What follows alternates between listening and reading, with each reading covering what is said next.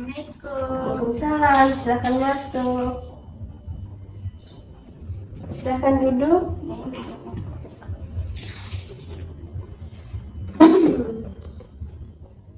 Selamat siang. Siang Ibu. Eh, apa kabarnya hari ini? Kabar saya hari ini alhamdulillah cukup baik. Bagaimana perjalanannya ke sini tadi? Perjalanan saya ke sini cukup lancar, namun ada sedikit kemacetan tadi di lampu merah. Apakah Ibu boleh tahu siapa namanya? Boleh Ibu. Nama saya Fatla Syukita Syifa. Ibu bisa memanggil saya dengan sebutan Fatla. Baik Fatla, sebelumnya apakah Nanda sudah kenal dengan Ibu? Belum Ibu, mungkin ini pertemuan pertama kita, jadi saya belum mengenal Ibu. Baik, perkenalkan nama Ibu Nadine Rafsyifatir. Ibu konselor di sini dan Fatla bisa memanggil Ibu dengan sebutan Ibu Nadine. Baik Ibu Nadine. Bagaimana di ruangan ini? Apakah Ananda sudah nyaman dengan di ruangan ini? Sudah nyaman Ibu. AC-nya juga tidak terlalu dingin, jadi saya tidak terlalu kedinginan di sini. Baik. Sebelumnya Ananda sudah pernah melakukan sesi konseling? Belum Ibu, ini pertama kalinya saya melakukan konseling. Baik. Jadi Ibu akan menjelaskan apa itu yang dimaksud dengan konseling. Konseling itu adalah proses yang dilakukan oleh dua orang yang terdiri dari klien dan konselor untuk menemukan solusi dari apa yang dirasakan oleh klien atau Ananda saat ini. Jadi begitu ya Bu. Iya Nanda. Dan di sesi konseling ini Ananda tidak perlu takut untuk menceritakan apapun yang ingin Ananda ceritakan atau khawatir tentang yang Ananda ceritakan ke Ibu itu akan tersebar kemana-mana, karena Ibu akan menjaga kerahasiaan dari apa yang Ananda sampaikan. Dan Ibu minta dalam sesi konseling ini Ananda terbuka untuk menceritakan hal apapun yang Anda rasakan saat ini kepada Ibu, agar kita bisa bersama-sama menemukan solusinya. Dan sebelumnya Ibu mau nanya, Ananda datang ke sini apakah ada keterpaksaan dari orang lain atau keinginan dari Ananda sendiri? Saya datang ke sini itu karena keinginan saya sendiri Bu. Baik, itu sangat baik karena kesukarelaan Ananda itu sangat berarti dalam sesi konseling kita ini. Karena kalau keterpaksaan dari orang lain atau dari siapapun itu, mungkin itu akan memberatkan atau membebankan kepada Anda karena itu tidak dari diri Anda sendiri. Tapi untungnya di sini saya emang dari keinginan saya sendiri Bu. Oke, baiklah. Lalu Ibu minta dalam sesi konseling ini Anda melakukan beberapa kegiatan yang akan Ibu arahkan ke Anda nanti untuk mencapai solusi atau kesuksesan sesi konseling kita pada hari ini. Dan setelah sesi konseling pada hari ini, Ibu berharap untuk apapun yang Anda rasakan setelah itu, Anda bisa menyelesaikannya sendiri tanpa datang ke Ibu. Baik Ibu. Untuk memulai konseling kita pada hari ini, Ibu mau mengasih tahu Fatla bahwa Ibu jam 11 nanti ada rapat dengan rekan kerja Ibu. Jadi mungkin pada sesi pertama ini Kita hanya memiliki waktu 40 menit untuk melaksanakan konseling ini. Bagaimana dengan Karla? Nggak apa-apa Bu, hari ini saja, karena kalau besok atau beberapa hari ke depan saya ada kegiatan di kegiatan organisasi, jadi saya tidak bisa untuk konseling lagi. Baik. Semoga kita bisa memanfaatkan waktu yang 40 menit ini sebaik-baiknya ya. Ya, Ibu. Jadi, hal apa yang ingin Ananda bicarakan dengan Ibu? Jadi ke sini saya ingin meminta nasihat kepada Ibu tentang saya sangat kesulitan membagi waktu saya untuk kegiatan belajar dengan kegiatan organisasi saya, Bu. Baik Ananda, sebelumnya Ibu mau menegaskan kepada Ananda bahwa Ibu di sini tidak memberikan nasihat untuk Ananda, tapi kita di sini untuk mencari jalan keluar dan solusi secara bersama-sama terhadap apa yang sedang Ananda rasakan saat ini. Jadi begitu ya, Bu.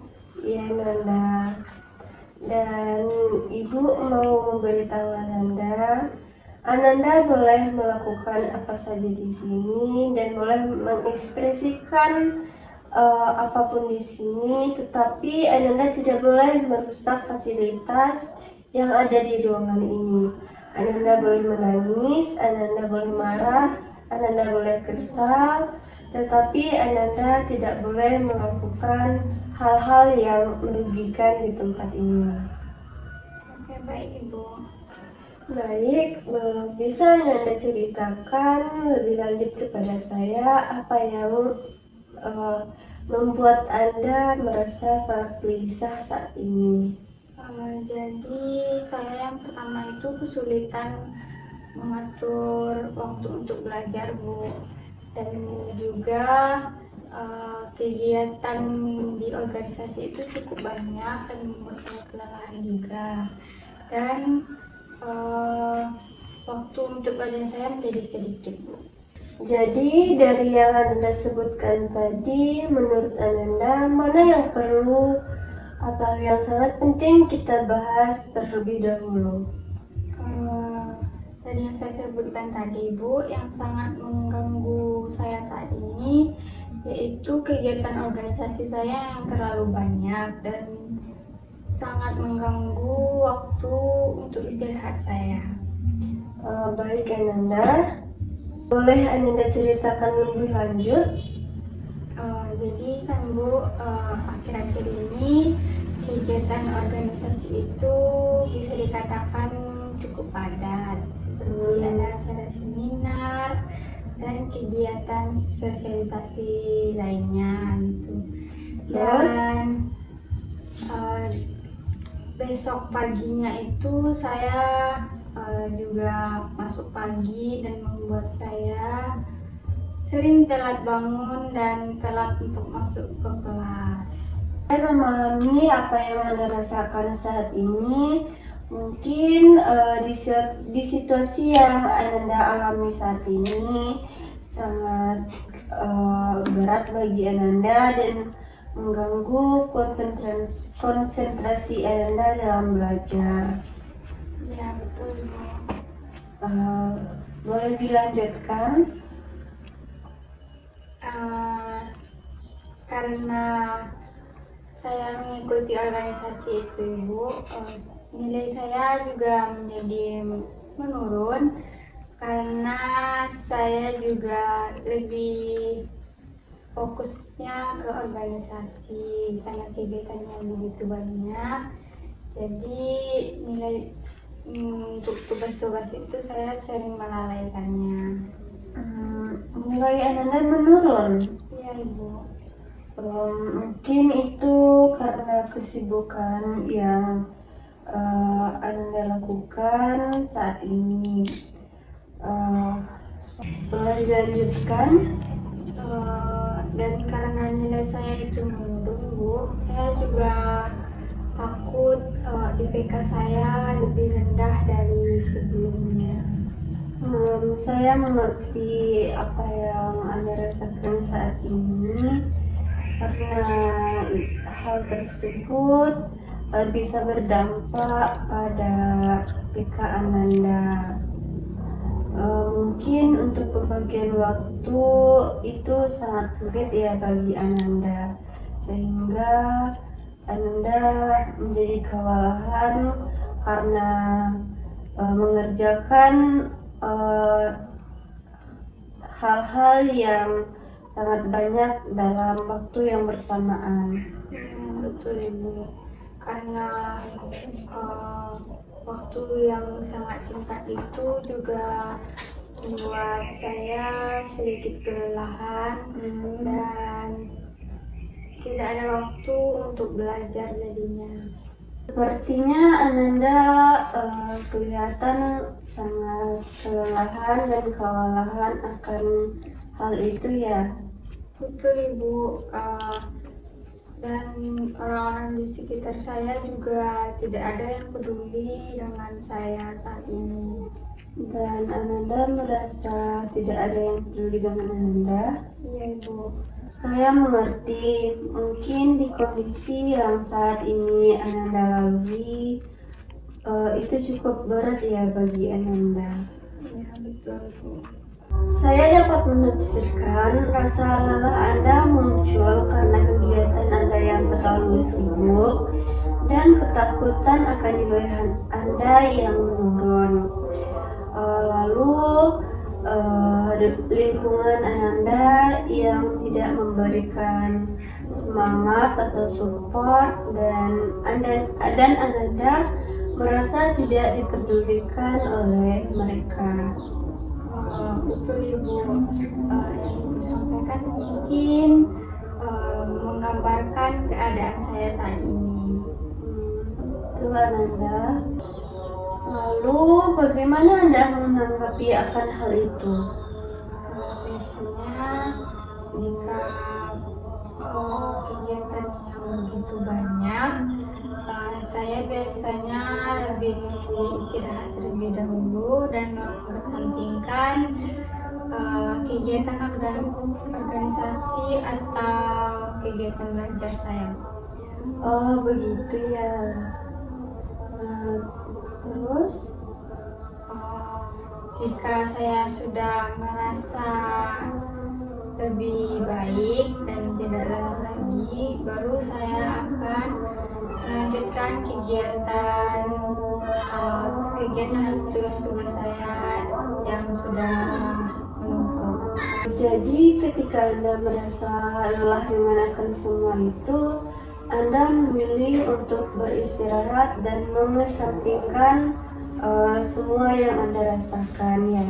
Ya betul Ibu. Baik, itu adalah keputusan yang tepat untuk Anda lakukan saat ini. Kita lihat dari awal kita bertemu tadi, kondisi Ananda yang sekarang dengan yang pertama tadi mungkin jauh lebih baik ya dari yang sebelumnya, karena saya lihat Ananda saat ini sudah bisa mengelola emosi terhadap sesuatu yang Anda rasakan saat ini. Iya Bu, saya rasa saya sudah menjadi sedikit lega karena sudah bercerita dengan Ibu dan juga mendapatkan perhatian juga dari Ibu, dan itu sangat membuat saya lega. Dan itu adalah kemajuan yang cukup besar untuk sesi kita. Dari pembicaraan kita hari ini, saya dapat menyimpulkan bahwa Anda merasa kelelahan akan membagi waktu dan merasa takut akan menurunnya nilai Anda yang sebelumnya dari yang sebelumnya. Dan juga Anda merasa bahwa tidak ada yang peduli dan memperhatikan Anda akan kelelahan Anda tersebut ya. Ya betul. Baik Ananda, dan dari pembahasan kita tadi, apa yang sudah saudara dapatkan?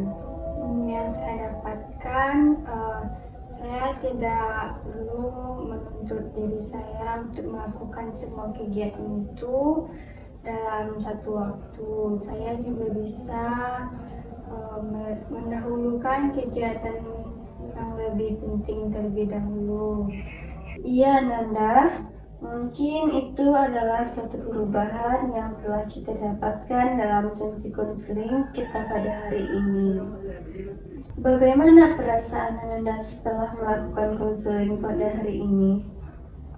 Perasaan saya setelah melakukan konseling ini, alhamdulillahnya cukup lega, dan saya juga menjadi lebih tidak kepikiran tentang hal yang mengganggu pikiran saya tadi. Itu adalah kemajuan dalam proses konseling kita hari ini Ananda. Kapan Ananda untuk bisa memulai agar tidak memaksakan diri Ananda dalam hal yang tidak terlalu penting untuk diutamakan itu? Mungkin saya bisa mulai menerapkannya pada hari besok itu. Baik Ananda, semoga Ananda cukup konsisten untuk melakukan hal tersebut ya. Baik Ibu. Dan terima kasih Ibu ucapkan kepada Ananda karena telah mau menceritakan semua yang Ananda rasakan dengan terbuka dan tanpa ada yang Ananda rahasiakan. Dan semoga untuk kedepannya Ananda bisa menjadi pribadi yang lebih baik lagi untuk menyelesaikan apa yang sedang Ananda alami tersebut. Sama-sama Ibu, dan saya juga mengucapkan terima kasih sudah membantu saya untuk mencari solusi dari hal yang saya pikirkan saat ini Bu. Sama-sama Nanda.